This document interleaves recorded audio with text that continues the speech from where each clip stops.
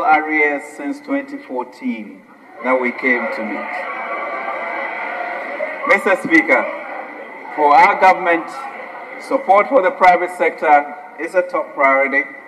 Our efforts to improve the business environment were duly recognized in the 2019 World Bank Ease of Doing Business report, in which our position improved from 120 to 114 out of 190 countries.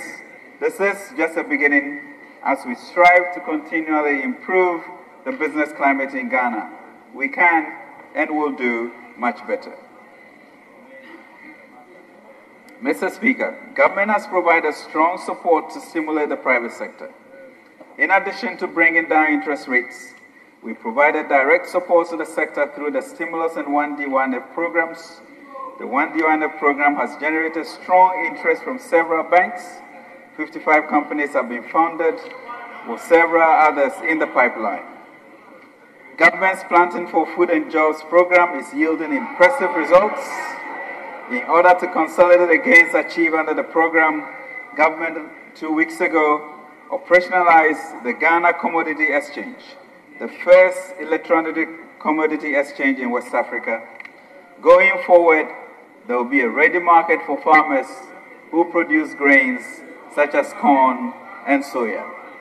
Through this exchange, an estimated 200,000 skilled jobs will be provided not only in Accra, but in key agriculture production and trading centers, including Wenchi, Tamale, Sandema, which host warehouses to support the exchange.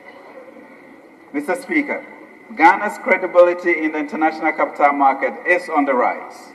As a testament to the prudent fiscal and monetary policies of this government, in May 2018, the Akufo-Addo government successfully issued its first Eurobond with shining success.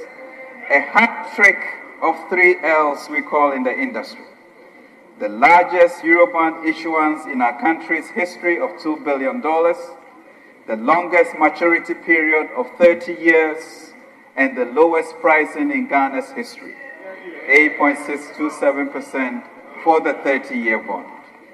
Mr. Speaker, 2018, Ghana's appeal as the preferred investment destination has grown significantly, and we have attracted global industry giants such as Volkswagen, Nissan, and Siemens to establish local assembly plants. Mr. Speaker, and Sinotrack. Mr. Speaker, our policies have improved the business environment, and the private sector has responded by increasing jobs. Based on SNIT data, the private sector added 208,624 more jobs in the first 10 months of 2018, an increase on the 197,000 former jobs registered in 2017. We have resourced Ghana Statistical Service and the Ministry of Employment and Labor Relations to develop a more robust system to track employment on a quarterly basis. Government is also doing its part on job creation.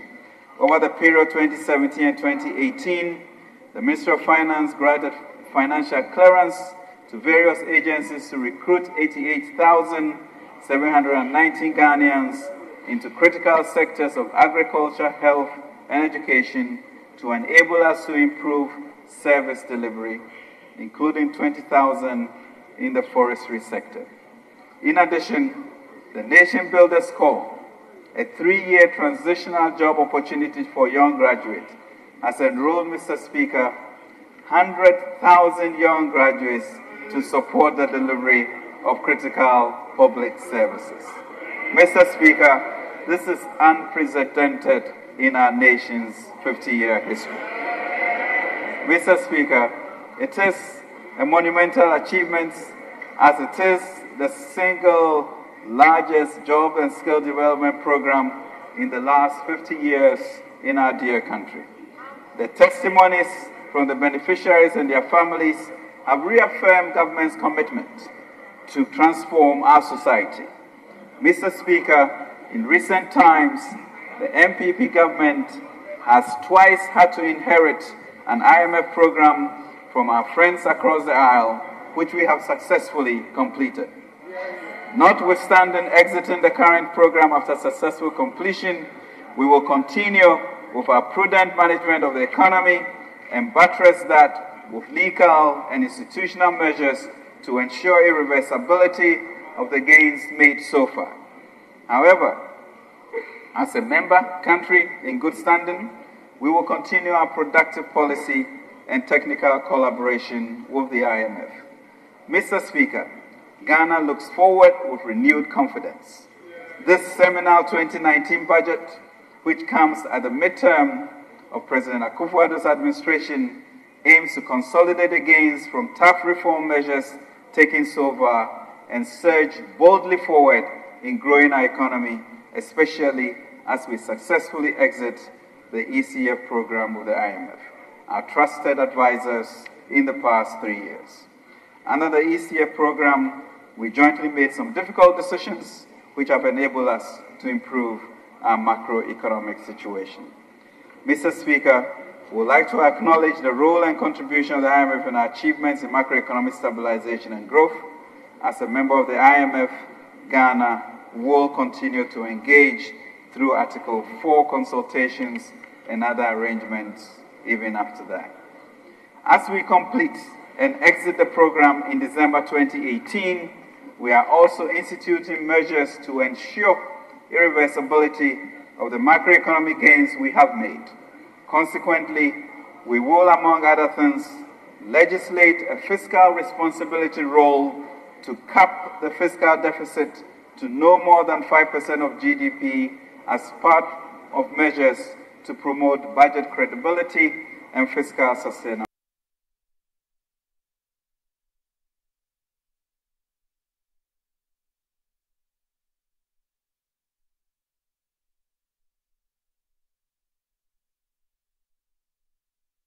Strictly enforce the PFM Act to promote efficient and effective public financial management.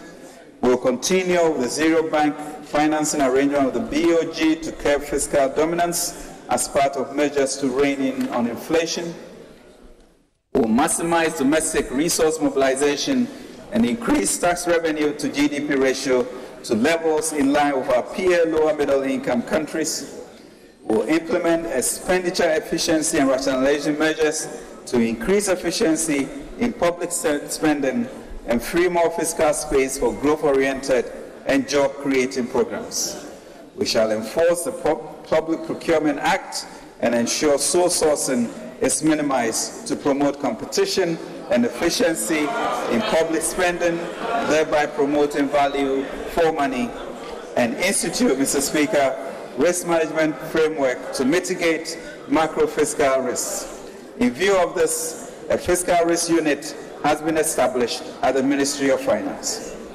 God has demonstrated countless times that He can use ordinary people, ordinary nations to do extraordinary things. Ghana has a history replete with extraordinary achievements, nationally, regionally, internationally. These achievements were the results and culmination of right choices. A confident nation beckons, Mr. Speaker. Having set the tone for this budget, in accordance with the Public Financial Management Act, I'll proceed to provide details of government's plans for 2019, focusing on recent global macroeconomic developments and the implications for Ghana, Ghana's macroeconomic performance in 2018, and our targets for 2019 and the medium term, and sectorial performance, government's key programs and policy initiatives, and the consequent deliverables. Mr. Speaker, global economic developments and outlook. Mr. Speaker, according to the IMF's October 2018 World Economic Outlook,